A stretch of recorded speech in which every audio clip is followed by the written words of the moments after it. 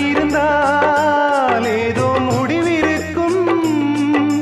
வாழ்வும் வாராமல் சாவும் நேராமல் ரெண்டும் இல்லாமல் மண்ணில் வாழ்கின்றாய். பெண்மை கண்டாலே தாய்மை காண்கின்றாய். பலர் பூஜை கொண்டாடும் பூவாய் வாழ்கின்றாய். அன்புள்ள மகனே, அழுதது போதும், புன்னகை சிந்து